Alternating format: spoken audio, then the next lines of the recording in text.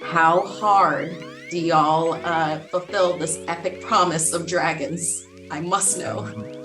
Talk about the elephant or the dragon in the room. So this is called House of the Dragon. With Daenerys, we only had 3 dragons that made a huge impact on Game of Thrones. So, but now we have a house full of Targaryens. How hard do y'all fulfill this epic promise of dragons? I must know. I mean, there are a lot of them, and There are a lot of them. they're big and numerous and hungry and bitey. I would say the title of the series actually refers to the 3-headed dragon on the banner. It's not talking about physical scaled beasts. It's really talking about the dragon being the Targaryen, the dynasty that was once held absolute power over all of Westeros, and due to its own internal failings, lost the power of the dragons, and then lost the dynasty as a result. So this story, we meet them at the height of their power, at the greatness, the golden greatness of the House of the Dragon, and then we watch as the fall from that great height begins. Miguel, so Yes. you were deeply involved in the original Game of Thrones, which was a massive multi-season undertaking. What was it about House of the Dragon that was able to siren song you back into the fold with the rest of us? The prospect of working with Ryan, the idea of approaching the show not as just a director for hire, but as one of the showrunners, and the unique perspective that we took, which was seeing it through the eyes of the 2 main female characters, just felt fresh and it felt new, and it felt like something that I hadn't had the opportunity to work on before. And so therefore it was an exciting prospect, rather than the kind of thing that happens by the 3rd season that you're on Game of Thrones, where they say, will you come back, and you want to say, I should be so lucky, and then you think to yourself, oh God, really? Because you know what you're going to have to do, and the blood you're going to have to sweat through your pores to actually make it. You built basically a castle for this one, for in and outs of corridors. Wow, that's a lot. Tell me a little bit about that. Our wonderful production designer, Jim Clay, came on board and clearly decided that he'd always wanted to build a castle.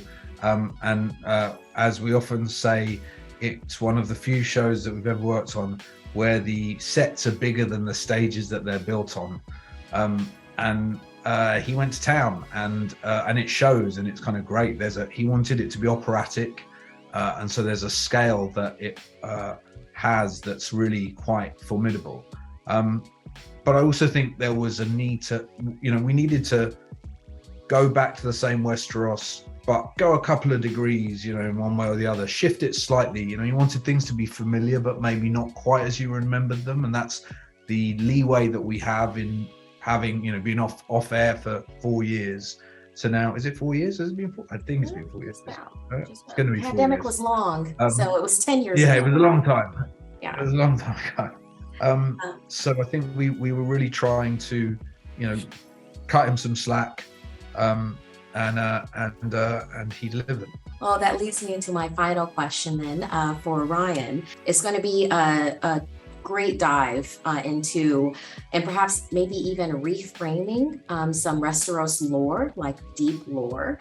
So story-wise, what's some deep lore our fans can look forward to seeing come to life? Well, I think as the pilot suggests, I think we're going to learn a lot more about Aegon the Conqueror, even though he's not a character in the show, certainly, because he's long dead.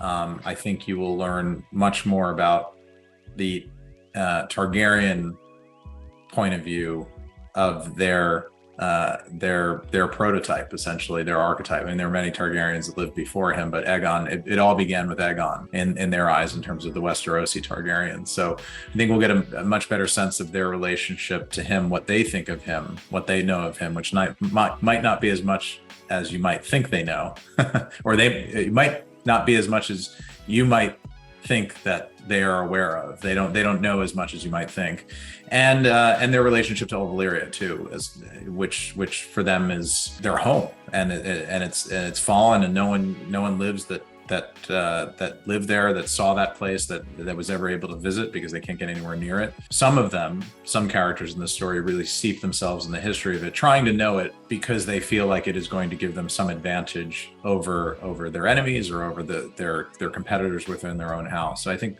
we'll get a greater sense of those two kind of pieces of Targaryen lore throughout the series. Well, we wait with a bated dragon breath then. Thank you so much to both of you for the conversation. Thank you. Thanks, Markeia. Nice to meet you.